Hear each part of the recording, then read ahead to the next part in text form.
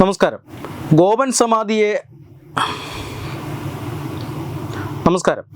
ഗോപൻ സ്വാമിയെ ആദ്യം സമാധി ഇരുത്തിയിടത്തു നിന്നും ആ സമാധിസ്ഥാൻ പൊളിച്ച് മൃതദേഹം പുറത്തെടുത്ത് പോസ്റ്റ്മോർട്ടം ഒക്കെ ചെയ്തെങ്കിലും പിന്നീട് വലിയൊരു സമാധി ഒരുക്കി വലിയ രീതിയിൽ ജനപങ്കാളിത്തത്തോടുകൂടി ആചാര്യന്മാരുടെ പങ്കാളിത്തത്തോടുകൂടി തന്നെ സമാധി ഇരുത്താൻ കുടുംബത്തിന് സാധിച്ചിട്ടുണ്ട്.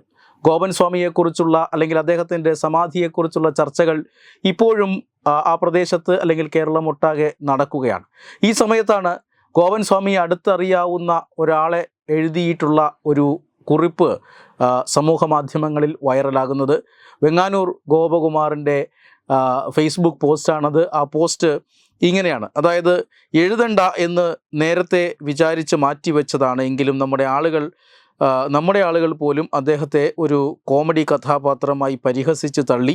അക്രമകാരിയും കൊലപാതകിയും കൂലിവേലക്കാരനും എന്നൊക്കെ മാധ്യമ നെറേറ്റീവുകളിൽ വീണ് സംഘടിത ലോബികളുടെ വലയിലായത് കണ്ട് ഈ പ്രദേശവാസിയായ ഞങ്ങൾ പഴയ സ്വയം സേവകർക്ക് മിണ്ടാതെ കഴിയാനാവില്ല എന്ന് പറഞ്ഞുകൊണ്ടാണ് ഈ ഫേസ്ബുക്ക് പോസ്റ്റ് തുടങ്ങുന്നത്.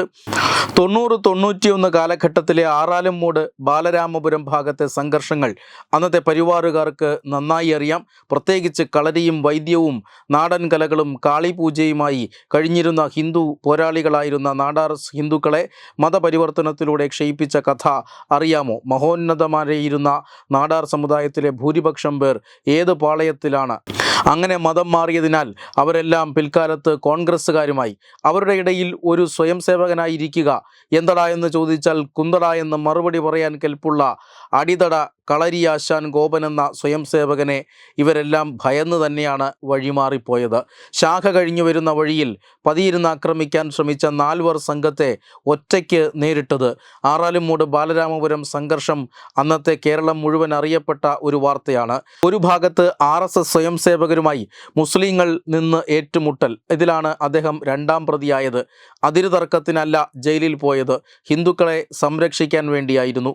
ആ വൈരാഗ്യം ഇന്നും ഉള്ളവർ BMSകാരനായിരുന്ന സമയത്തെ ആറാലുംമൂട് സംഘർഷങ്ങൾ ഇനി അങ്ങോട്ട് എഴുതുന്നില്ല.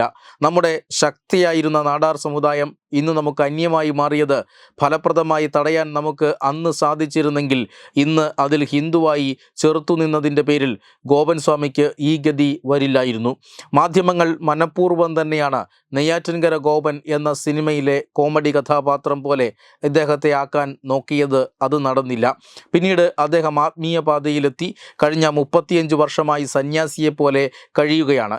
അദ്ദേഹം വിവാഹത്തിന് മുമ്പേ ആത്മീയ ധ്യാനപാതയിലായിരുന്നുവെന്ന് ഭാര്യ ഇടയ്ക്കിടെ പറഞ്ഞത് ഓർക്കുക. അദ്ദേഹം സ്വയം സേവകനായിരുന്നു എന്നതാണ് അവർ പറഞ്ഞ വസ്തു വിലയ്ക്ക് വാങ്ങി സർപ്പക്കാവ് പണിതത് മുതൽ നാട്ടുകാർ ഒറ്റപ്പെടുത്താൻ തുടങ്ങി. ഇദ്ദേഹത്തിൻ്റെ ബന്ധുക്കളിൽ ഭൂരിഭാഗം പേരും ഇതിനകം മതപരിവർത്തനം ചെയ്യപ്പെട്ട് പോയി കഴിഞ്ഞിരുന്നു. നമ്മുടെ ഈ പ്രദേശത്ത് നിത്യശാഖകൾ കുറഞ്ഞതോടെ ഇദ്ദേഹത്തിൻ്റെ ശത്രുക്കൾ മേൽക്കൈ നേടി. പുതിയ തലമുറയ്ക്ക് ഇദ്ദേഹം ആരെന്ന് അറിയാതെയും വന്നു.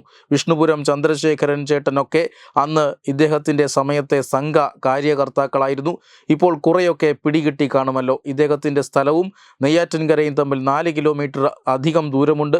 ആറാലുംമൂടും ബാലരാമപുരവും വെറും 2 കിലോമീറ്റർ മാത്രമാണ് വ്യത്യാസം. ബാലരാമപുരം എന്ന് പരാമർശിച്ചാൽ പുറം ലോകത്തിന് കാര്യങ്ങൾ പെട്ടെന്ന് പിടികിട്ടും. അതിനാൽ മാധ്യമങ്ങൾ പെട്ടെന്ന് ഇദ്ദേഹത്തെ നെയ്യാറ്റിൻകര ഗോപനാക്കി. പിന്നെ ഒരു കോമാളി എന്നാണ് പുറം ലോകം ആദ്യം കരുതിയത്. സമാധി അടയുക ഇദ്ദേഹത്തിൻ്റെ ലക്ഷ്യം തന്നെയായിരുന്നു. അദ്ദേഹം അതിനു മുമ്പേ അതിനുള്ള നിർദ്ദേശങ്ങൾ കുടുംബത്തിന് നൽകിയിരുന്നു എന്ന് കുടുംബം പറയുന്നു.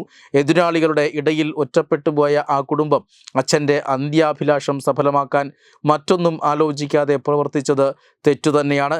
പക്ഷേ ഗോപൻ സ്വാമി മക്കളോട് പറഞ്ഞത് സ്വസമുദായവും ബന്ധുക്കളും ആദ്യം വന്നുകൂടിയാൽ കഥ മാറും, സമാധിയോ പൂജയോ നടക്കില്ല. അച്ഛൻ്റെ വാക്ക് പാലിക്കാൻ ഇവിടെ ആ മകൻ ബലിയാടാവാനും തയ്യാറായി. ഗോപൻ സ്വാമിക്ക് ജീവിതകാലത്ത് സാധിക്കാത്തത് ഇപ്പോൾ സാധിച്ചു. അതൊരു വലിയ ആത്മീയ തീർത്ഥാടന കേന്ദ്രമാകാൻ പോകുന്നു. ഹിന്ദു ഐക്യവേദി മുന്നിലുണ്ടാകുമെന്ന് പറഞ്ഞു കഴിഞ്ഞു. അദ്ദേഹം സ്ഥാപിച്ച ക്ഷേത്രം കൂടുതൽ അവിടെ വളരുന്നത് സ്ഥലം വിലയ്ക്ക് വാങ്ങി മണ്ണിട്ട് നികത്തി പ്ലോട്ടാക്കി വിൽക്കാൻ അവിടെ തമ്പടിച്ച ലോബികളെ നിരാശപ്പെടുത്തും. ഇനി അവരുടെ നമ്പരുകൾ അവിടെ വിലപ്പോവില്ല. ചെറുത്ത് നിൽക്കാൻ ചന്ദ്രശേഖരൻ ചേട്ടൻ്റെ നാടാർ പോരാളികൾ അവിടെ കാവലും കേരളത്തിലുണ്ട്. കാര്യങ്ങൾ പഠിച്ച് നമ്മുടെ ആളുകൾ പ്രതികരിക്കുക, അവിടം തീർത്ഥാടന കേന്ദ്രമാക്കുക എന്നത് നമ്മുടെ അല്ലെങ്കിൽ ആ സമുദായത്തിൻ്റെ ഇനിയും മാറാൻ കൂട്ടാകാതെ നിൽക്കുന്ന സ്വത്വസ്നേഹികൾക്ക് ആത്മവിശ്വാസം നൽകുന്നതാകും. അതാണ് നമ്മുടെ കടമയും. ഇതാണ് ഒരു ചെറിയ കുറിപ്പിലൂടെ ഇദ്ദേഹം വ്യക്തമാക്കിയിരിക്കുന്നത്. അതായത് നെയ്യാറ്റിൻകര ഗോപൻ സ്വാമി അവിടുത്തെ ഏറ്റവും പ്രധാനപ്പെട്ട ദേശീയ സംഘടനകളിൽ അംഗമായി പ്രവർത്തിച്ചിരുന്ന ഒരു വ്യക്തിത്വമായിരുന്നു. നന്മയ്ക്ക് വേണ്ടി അല്ലെങ്കിൽ ധർമ്മത്തിന് വേണ്ടി അദ്ദേഹം യൗവനകാലത്ത് പോരാടിയിരുന്നു. അതിനുശേഷം ഹിന്ദു ധർമ്മത്തെ മുറുകെ പിടിച്ചുകൊണ്ട് പ്രകൃതിയെ സംരക്ഷിക്കാൻ, അവിടുത്തെ ലാൻഡ് മാഫിയയെ ചെറുത്തു തോൽപ്പിക്കാൻ അദ്ദേഹം വലിയ ശ്രമം നടത്തി. ഇതിൻ്റെയൊക്കെ ഭാഗമായിട്ടാണ് അദ്ദേഹത്തിനും കുടുംബത്തിനും നേരെ ഉയർന്ന എതിർപ്പുകളും അതുപോലെ തന്നെ ശത്രുതയും എന്ന ഈ ഫേസ്ബുക്ക് പോസ്റ്റിലൂടെ ഒരിക്കൽ കൂടി വ്യക്തമാവുകയാണ്. Web desk Tatwamayi news. Branding partner Kohna, Coalition of Hindus of North America.